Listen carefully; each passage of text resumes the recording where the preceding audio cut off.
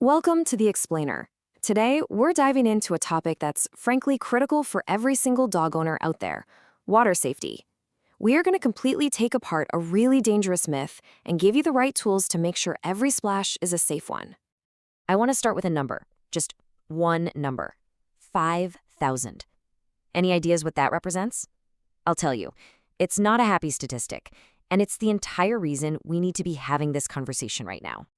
That number, 5,000, that's how many dogs are estimated to drown in backyard pools in the US every single year. It's just a tragic and honestly a preventable reality.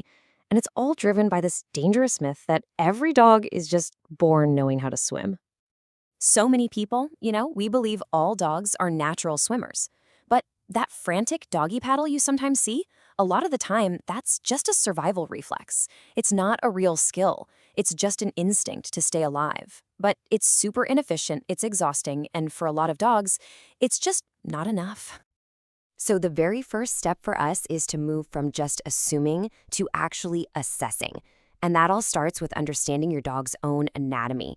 Their body shape gives us these huge clues about how they'll handle being in the water. And this is what's so interesting, right?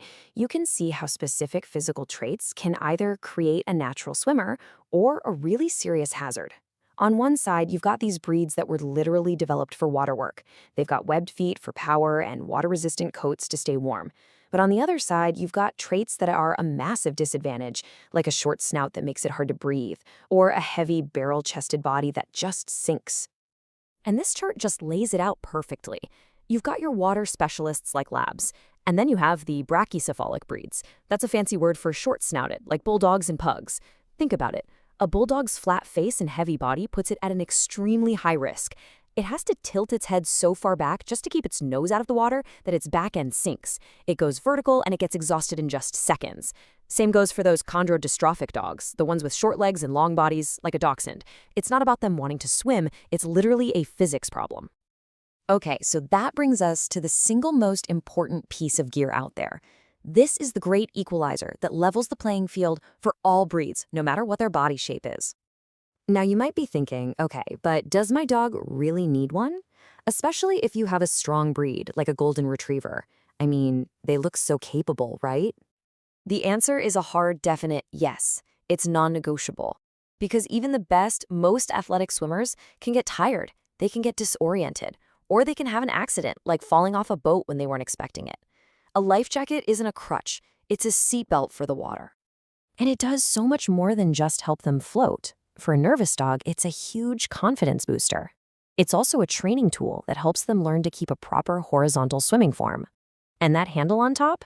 That handle is absolutely vital for lifting your dog safely out of the water in an emergency.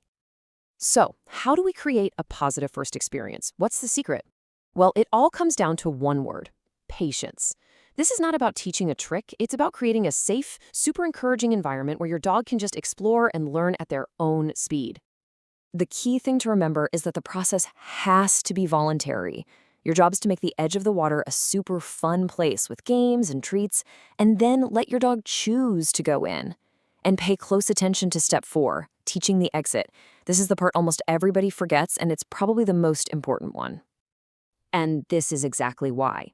Teaching the exit isn't just another step. It's the most critical survival skill you can give your dog. In a pool, a dog that doesn't know where the steps are will just exhaust itself clawing at the sides, trying to get out. You have to physically guide them to the exit over and over again until it becomes their automatic go-to action. All right, now let's flip it around and look at the common mistakes, the things that can create a lifelong fear of water, often with the absolute best intentions. The worst thing you can possibly do is force your dog into the water. Throwing them in, pushing them in, it is profoundly traumatic. It completely shatters their trust in you, and it can create a phobia that is almost impossible to fix. The right way is always, always to encourage, never to compel.